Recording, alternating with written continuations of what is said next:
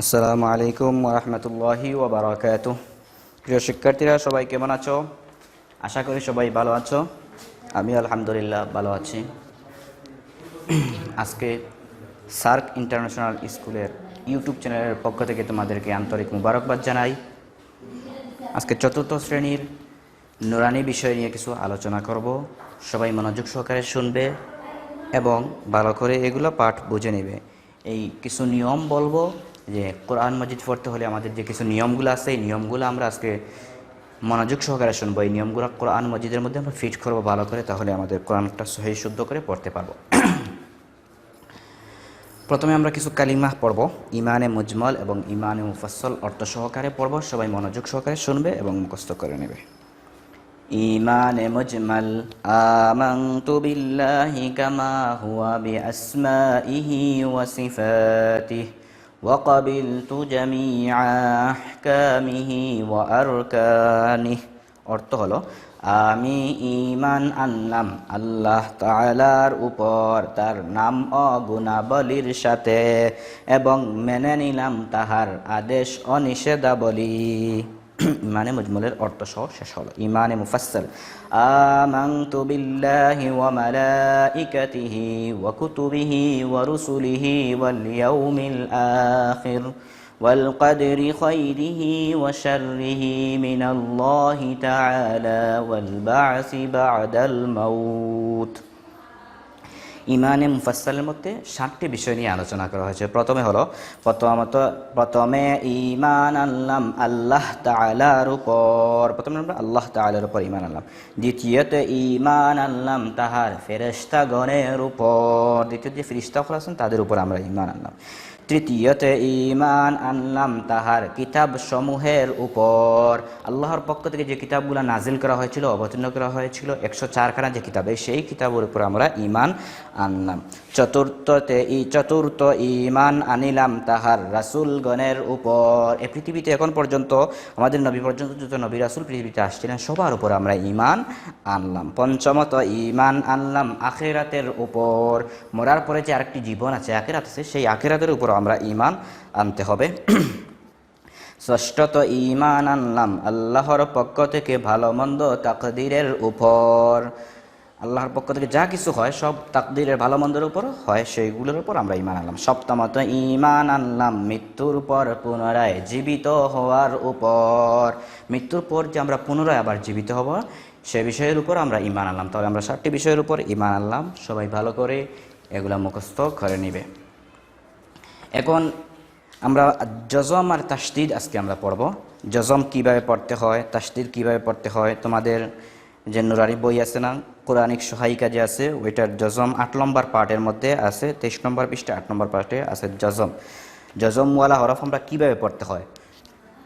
এই চিহ্নটির নাম হলো জজম। সবাই খেয়াল করে দেখো তো, এই চিহ্নটির নাম কি বলো তো সবাই? জজম। এই চিহ্নটির নাম হবে জজম। তাহলে আরবি হরফের উপর এরকম বাঁকা চিহ্নটির নাম হলো জজম। আরবি হরফের উপরে এরকম যে বাঁকা চিহ্নটা থাকে, এরকম চিহ্ন থাকলে ওইটাকে আমরা জজম বলে আমরা চিনে নিতে হবে। ঠিক আছে সবাই? যেমন মনে করো, এই দেখো, এই যে আরবি হরফ লিখলাম, একটা কফ, একটি হরফ আমরা লিখলাম, এই হরফের উপরে দেখো এরকম একটি চিহ্ন আছে, বাঁকা চিহ্নটা, এই চিহ্নটির নামকে আমরা বলবো জজম। তাহলে আমরা আজকে চিনে নিলাম এই চিহ্নটির নাম কি। আবার বলি তো আমরা সবাই, এই চিহ্নটির নাম কি? জজম। জজম ওয়ালা হরফ তাড়াতাড়ি পড়তে হয়। জজম ওয়ালা হরফ কি করে পড়তে হয়? জজম ওয়ালা হরফ তাহার ডান দিকের হরফের সঙ্গে তাড়াতাড়ি একত্রে একবার পড়তে হয়।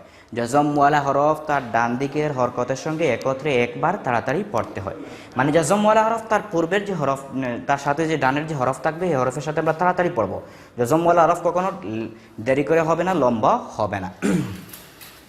তাহলে জজমওয়ালা হরফ তাড়াতাড়ি পড়তে হয়। জজমওয়ালা হরফ তার ডান দিকের হরকতের সঙ্গে একত্রে একবার তাড়াতাড়ি পড়তে হয়।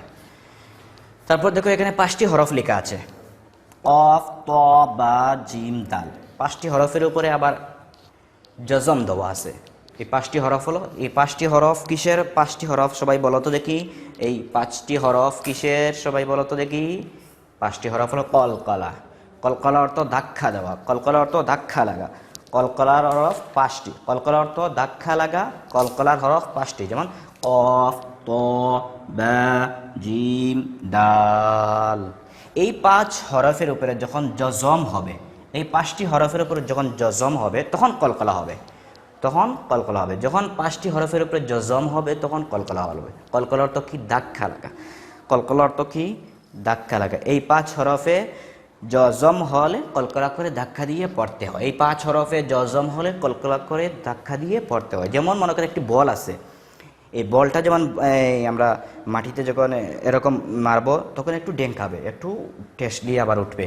ওই ঢেং খাওয়াটাকেই বলে, ধাক্কা যে লাগে, ধাক্কাটা লাগাকেই বলে কলকলা। সহজে আমরা বুঝে নিতে পারলাম, ঠিক আছে না?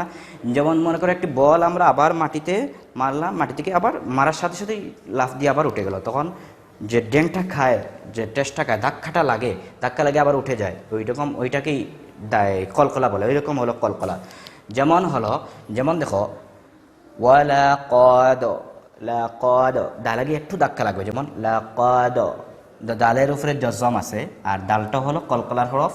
কলকলা হরফ আমরা তাড়াতাড়ি পড়তে, কলকলা হরফের ধাক্কা দিয়ে পড়তে হয়। যেমন ওয়ালাকাদ হাবলুম, হাবলুম, হাবলুম, এই যে বাটা, বা হলো কলকলার হরফ। এরকম 5টি হরফ। এরকম কোরআন মাজিদের মধ্যে যে কোনো আয়াতে, যে কোনো হরফে আসে, যে কোনো আয়াতে আসুক না কেন, এই 5টি হরফ যখন আসবে আর এই 5টি হরফের উপরে যখন কলকলা জজম থাকবে তখন আমরা কলকলা করে ধাক্কা দিয়ে পড়বো। আশা করি সবাই জজমের পাঠটা বুঝতে পারবে, আমি আশাই রাখি।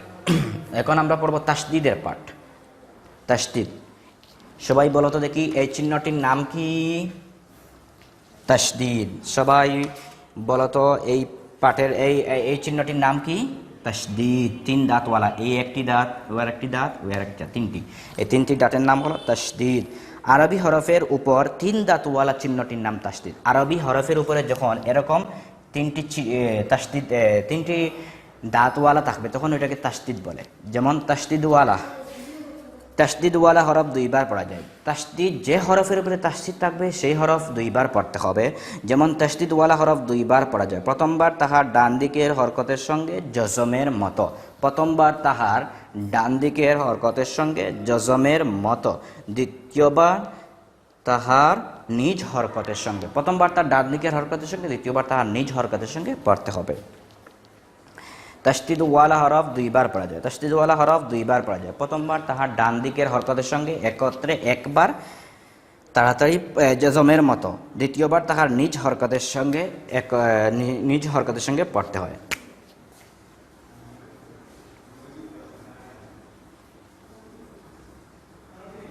যেমন দেখো আব্বা, এখানে লেখা আছে আব্বা। আব্বা মানে আমরা 2 বার পড়লাম, আব্বাটা, বাটা 2 বার পড়া হলো। একবার দেখো তো, প্রথমে তাসদিদওয়ালা হরফ 2 বার পড়তে হয়। এই যে বা এর উপরে তাসদিদ, এটা হলো তাসদিদওয়ালা হরফ।